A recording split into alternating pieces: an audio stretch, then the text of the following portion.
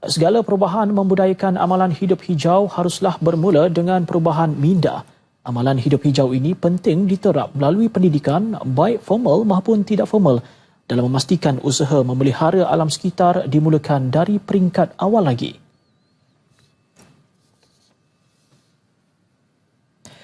Menteri Tenaga, Teknologi Hijau dan Air, Datuk Seri Dr. Maximus Jonity Ongkili berkata, jika gaya hidup hijau ini diamalkan terutamanya dalam masyarakat di kawasan rukun tetangga, ia akan memberi sumbangan secara positif kepada usaha melestarikan alam sekitar. Justru menerusi program inovasi hijau pemacu perpaduan anjuran Yayasan Hijau Malaysia dengan kerjasama Jabatan Perpaduan Negara dan Integrasi Nasional JPNIN diharap dapat difahami dengan lebih baik dan diterima oleh masyarakat.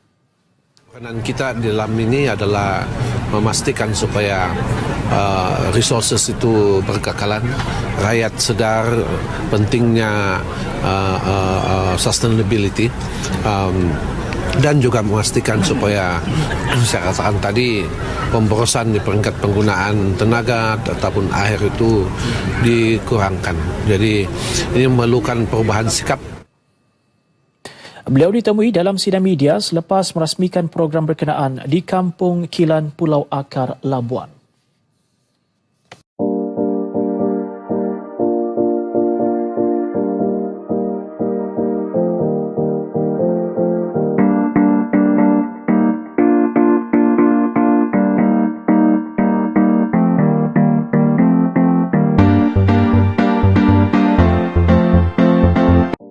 Tema yang dipilih bagi kumpulan kami ialah Matlamat Pembangunan Lestari atau juga disebut sebagai Sustainable Development Goals SDG yang merupakan teras agenda 2030 bagi pembangunan mampan. SDG ini adalah kesinambungan agenda pembangunan yang diteruskan selepas berakhirnya Millennium Development Goals MDG pada tahun 2015.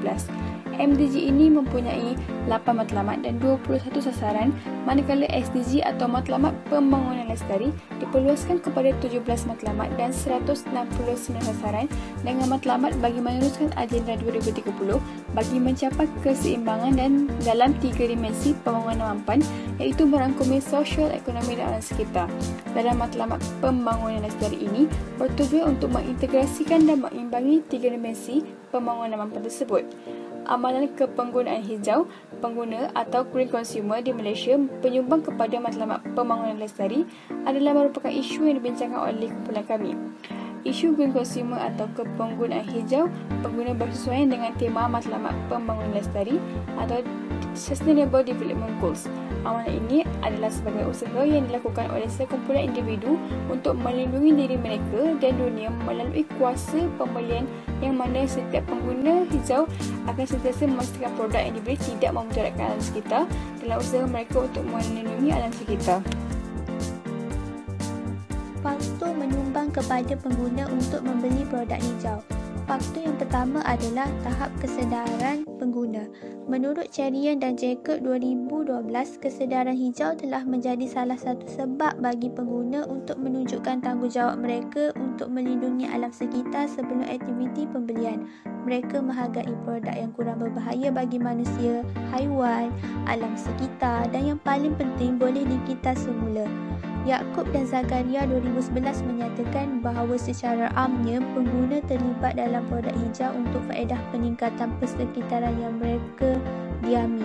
Hingga tahap tertentu, pengguna dengan kesedaran hijau juga bersedia membayar tambahan kerana mereka memahami faedah persekitaran yang dapat diperoleh daripada produk. Faktor yang kedua adalah gaya hidup.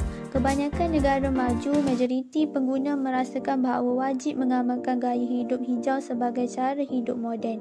Akibatnya, jika mereka enggan menganggapnya sebagai satu cabaran, mereka akan dianggap tidak terkini oleh masyarakat. Sebagai contoh negara maju adalah negara Jepun. Plastik beg tidak boleh dikitas semula. Disebabkan itu, kebanyakan masyarakat Jepun memilih untuk tidak menggunakannya. Sebaliknya, mereka menggunakan beg eko yang mereka membelinya sendiri dan ia digunakan sebagai pengganti plastik beg ketika membeli belah.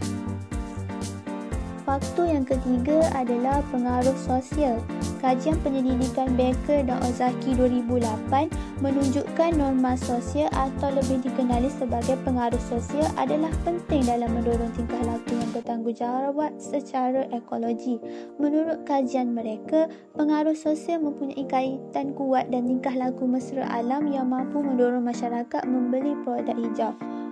Contohnya, keputusan pembelian pengguna biasanya dipengaruhi oleh pendapat orang di sekeliling mereka, iaitu ahli keluarga, rakan dan komuniti. Dasar teknologi hijau negara merupakan komitmen negara terhadap visi Malaysia hijau menjadi kenyataan. Dasar ini merupakan sebagai pemacu pertumbuhan ekonomi negara ke arah pembangunan yang mampan. Dalam dasar ini, terdapat 4 tangga utama yang ditekankan dari aspek tenaga, alam sekitar, ekonomi dan sosial, iaitu yang pertama, mencari ketidakbergantungan tenaga dan mempromosikan kecekapan tenaga, memelihara dan meminimumkan kesan kepada alam sekitar, meningkatkan pembangunan ekonomi negara melalui penggunaan teknologi serta meningkatkan kualiti hidup untuk semua. Dasar teknologi hijau negara ini merangkumi unsur ekonomi, alam sekitar dan sosial seperti yang digariskan oleh 5 objektif. Antara salah satu objektifnya ialah untuk memastikan pembangunan mampan dan memelihara alam sekitar untuk generasi akan datang. Matlamat kebangsaan mengenai dasar teknologi hijau ini adalah untuk menyediakan hala tuju dan motivasi untuk rakyat Malaysia untuk terus menikmati kualiti hidup yang baik dan persekitaran yang sihat. Selain itu, untuk mencapai matlamat tersebut, Kementerian Tenaga, Teknologi Hijau dan Air KETTHA ditubuhkan pada tahun 2009 dengan tujuan untuk mempromosikan dan mendorong penggunaan masyarakat teknologi hijau dan penggunaan produk mesra alam. Berdasarkan graf tersebut, sebanyak 53% responden menyatakan bahawa kepunaan hijau merujuk kepada aktiviti memilih produk yang mesra alam. Seterusnya, sebanyak 39% menyatakan bahawa penggunaan hijau ialah memilih produk yang tidak memudaratkan alam sekitar. Kepunaan hijau merujuk kepada amalan yang berjimat cermat dan memilih produk yang murah pula mencatatkan peratus rendah, iaitu sebanyak 5% dan 4% saja. Ini menunjukkan bahawa majoriti pengguna di Sabah memahami tentang kepenggunaan hijau.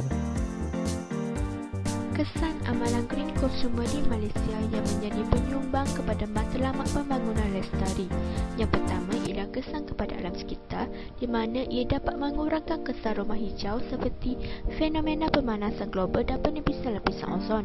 Selain itu, dapat membantu memelihara dan meminimalkan kesan buruk kepada alam sekitar daripada terus berlaku seperti pencemaran-pencemaran yang sering berlaku di suatu kawasan. Yang ketiga, dapat mengurangkan pencemaran alam sekitar seperti pencemaran udara, air dan tanah yang disebabkan oleh pembebasan asap raya kilang, pembuangan sampah sarat dan juga penggunaan racun serangga perosak yang boleh memberi kemudaratan kepada alam sekitar. Yang kedua, kesan kepada negara, iaitu dapat meningkatkan pembangunan ekonomi negara melalui penggunaan teknologi hijau disebabkan oleh pembelajaran rakyat untuk mendapatkan teknologi hijau dan juga melalui penjualan secara ekspor ke luar negara. Yang kedua, menjadikan transformasi bandar di negara kita menjadi bandar rendah karbon kerana pembebasan gas pencemar seperti karbon dioksida dan karbon monoksida berkurangan di kawasan bandar. Yang ketiga, dikenali di mata dunia sebagai sebuah negara yang mementingkan kepenggunaan hijau sebagai satu cara untuk mengatasi isu alam sekitar dan semakin hari semakin meningkat di seluruh negara. Yang ketiga, kesan kepada masyarakat, iaitu penlibatan dalam aktiviti penjagaan alam sekitar semakin meningkat, contohnya seperti kempen Cintai Alam Sekitar dan kempen Kita Semula. Yang kedua, tahap kehidupan dan kesihatan masyarakat lebih terjamin dan kurang berlaku masalah kesihatan seperti persediaan tempat tinggal bebas daripada bahan pencemar yang boleh memudaratkan kesihatan. Yang ketiga, penggunaan bahan yang mengandungi klorofluorokarbon CFC akan berkurangan, contohnya penggunaan aerosol peninggal hawa di rumah maupun di tempat kerja lebih terkawal. Seterusnya, langkah mengatasi penjagaan alam sekitar. Penjagaan alam sekitar merupakan satu cabaran besar bukan sahaja di Malaysia, malah di semua negara. Oleh itu, langkah untuk menangani masalah alam sekitar melalui amalan green consumer haruslah diberikan penekanan yang lebih. Hal ini kerana kemelut alam sekitar yang melanda dunia menimbulkan banyak keresahan dan kebimbangan daripada pelbagai pihak.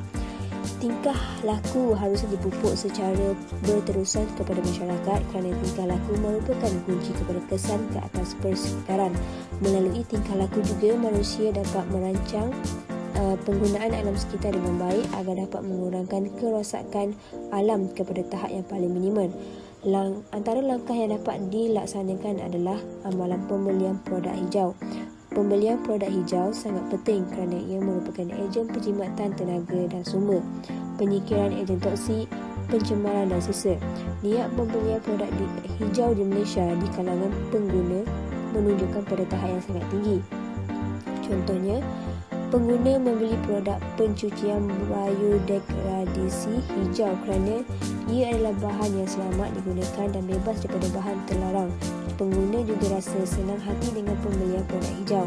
Dengan peningkatan pembelian produk hijau dalam kalangan pengguna juga dapat mewujudkan alam sekitar yang lestari. Langkah yang seterusnya ialah amalan penggunaan produk hijau. Penggunaan haruslah memilih produk yang paling kurang menyebabkan pencemaran alam sekitar. Produk hijau ini juga direka dan diproses untuk mengurangkan kesan buruk terhadap alam sekitar. Contohnya, penggunaan bungkusan plastik yang tidak bertoksik hijau. Hal ini demikian kerana bungkusan plastik tidak bertoksik hijau mempunyai proses pembuatan dan pengeluaran bebas daripada bahan toksik. Dengan penggunaan produk hijau ini dapat melahirkan masyarakat yang mencintai alam sekitar. Langkah yang terakhir ialah kempen kita semula seperti 3R kepada pengguna dengan mengurangkan sisa guna semula bahan terpakai dan kita semula. Dengan itu, pengguna akan peka akan masalah alam sekitar dan memberikan galakan untuk menggunakan produk hijau. Secara kesimpulannya, amalan green consumer ini sangat penting kepada alam sekitar. Hal ini kerana supaya tahap kehidupan dan kesihatan masyarakat lebih terjamin dan kurangkan masalah kesihatan. Selain itu, amalan ini dijalankan untuk meningkatkan pembangunan ekonomi negara melalui pembangunan teknologi hijau serta menjadikan transformasi bandar di negara kita, iaitu bandar rendah karbon. Oleh itu, pelbagai pihak perlu memainkan peranan untuk meningkatkan amalan green consumer dalam kalangan rakyat. Di samping itu, guru perlu memainkan peranan penting untuk membimbang dan menggalakkan generasi muda supaya mengamalkan amalan green consumer. Kerajaan perlu menggalakkan pembelian hijau dalam kalangan rakyat supaya dapat mesra alam.